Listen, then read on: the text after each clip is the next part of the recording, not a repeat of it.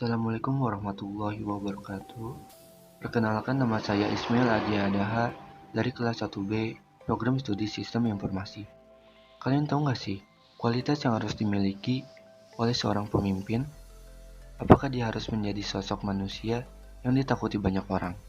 Atau memberikan kesan bahwa dia adalah pahlawan super? Tidak semudah itu menjadi pemimpin. Bahkan, kepemimpinan punya seni dan caranya sendiri. Anda mungkin bisa menyuruh-nyuruh orang, tetapi itu tidak lantas menjadikan Anda sebagai seorang pemimpin yang baik. Untuk itu, di video kali ini saya akan mencoba membahas tentang kepemimpinan dan interpersonal skill. Apa sih arti dari kepemimpinan? Kepemimpinan adalah suatu kemampuan atau kekuatan pada diri kita seorang guna mempengaruhi orang lain dalam pekerjaan, bertujuan untuk mencapai target atau goal organisasi yang sudah ditentukan. Kepemimpinan ini harus dimiliki oleh seorang pemimpin. Nah, apa sih pemimpin itu? Pemimpin yaitu seorang yang diberi kepercayaan sebagai ketua atau kepala dalam sistem di sebuah organisasi atau perusahaan. Dalam kepemimpinan itu sendiri kita harus memiliki tujuan yang jelas. Tujuan yang pertama yaitu dapat menjadi sarana untuk mencapai tujuan. Dalam kepemimpinan, sarana penting guna mencapai tujuan. Dengan melihat apakah tujuan tergapai atau tidaknya dengan cara mencapai tujuan itu. Maka dari itu, kita dapat mengetahui jiwa kepemimpinan terhadap orang tersebut. Selanjutnya, tujuan yang kedua, yaitu dapat memotivasi orang lain. Tujuan kepemimpinan adalah guna membantu orang lain menjadi termotivasi, mempertahankan serta meningkatkan motivasi di dalam diri mereka. Dengan kata lain, pemimpin yang baik ialah pemimpin yang dapat memotivasi pengikut atau anggota guna mencapai tujuan yang dibutuhkan. Selain tujuan kepemimpinan, ada juga fungsi kepemimpinan dalam organisasi.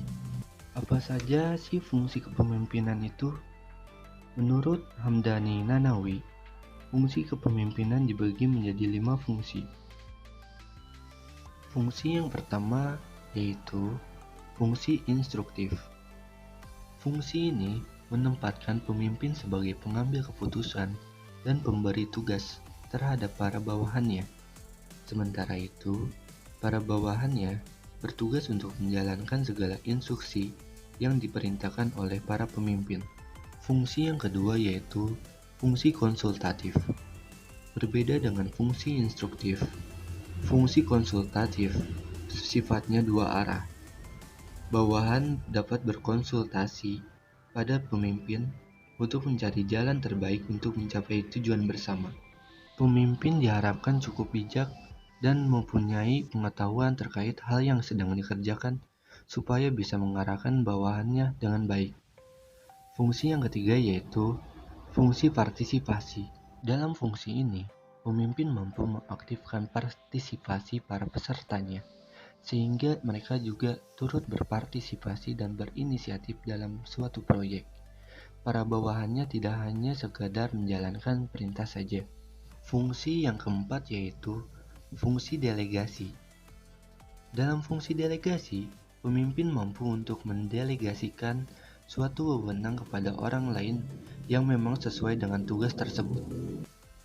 Bukan hanya mampu memerintah, ia juga harus mampu untuk mengetahui tugas-tugas yang cocok didelegasikan pada bawahannya. Fungsi yang terakhir yaitu fungsi pengendalian. Fungsi pengendalian berarti pemimpin mampu untuk mengendalikan segala aktivitas bawahannya agar efektif bertugas untuk mencapai tujuan dan tidak keluar jalur. Dalam menjalankan fungsi ini, dibutuhkan pemimpin yang tegas dan juga pemimpin yang teliti dalam mengamati bawahannya. Nah, tadi kita sudah mengetahui kan apa saja penjelasan dari kepemimpinan, tujuan kepemimpinan, dan fungsi kepemimpinan. Dalam kepemimpinan, kita harus memiliki interpersonal skill yang baik untuk menjadi pemimpin. Apa sih interpersonal skill itu? Interpersonal skill atau keterampilan interpersonal adalah kemampuan seorang secara efektif untuk berinteraksi dengan orang lain maupun dengan rekan kerja. seperti menjadi pendengar yang baik, menyampaikan pendapat secara jelas, dan bekerja dalam satu tim. Dalam interpersonal skill, memiliki peranan yang sangat penting guna mencari kesuksesan. Macam-macam keterampilan skill dapat dibagi menjadi beberapa jenis. Yang pertama, yaitu keterampilan mendengar. Komponen terpenting dari komunikasi adalah mendengar. Maksudnya adalah tidak hanya mendengar secara harfiah dengan alat pendengaran atau telinga saja, melainkan mampu mencerna serta menerjemahkan maksud dari pemberi pesan atau orang yang mengajaknya berbicara. Peranan yang kedua yaitu keterampilan umpan balik atau feedback.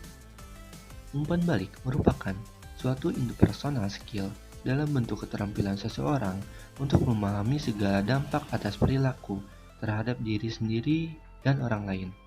Misalnya, ketika berbicara sesuatu, akankah membuat sakit hati atau sebaliknya bikin orang lain menjadi senang? Peranan yang ketiga yaitu keterampilan membujuk. Dalam hal ini, seseorang harus dapat memberikan pengertian atau bujukan kepada orang lain, sehingga orang tersebut bersedia mengikuti kehendak maupun keinginan dari orang yang mengajaknya secara sukarela. Peranan yang terakhir adalah resolving conflict. Maksud dari istilah ini adalah kemampuan menyelesaikan masalah ketika sedang mendapatkan konflik atau masalah dengan orang lain. Mungkin itu saja penjelasan dari video kali ini membahas tentang kepemimpinan dan interpersonal skill. Semoga kita semakin tahu apa itu kepemimpinan dan interpersonal skill dalam kehidupan kita saat ini. Mohon maaf bila ada kata kurang yang berkenan dan mohon dimaklumi. Dan jika ada sanggahan, boleh ditulis di kolom komentar di bawah ini. Akhir kata, wabillahi taufiq wal hidayah. Assalamualaikum warahmatullahi wabarakatuh. Stay classic.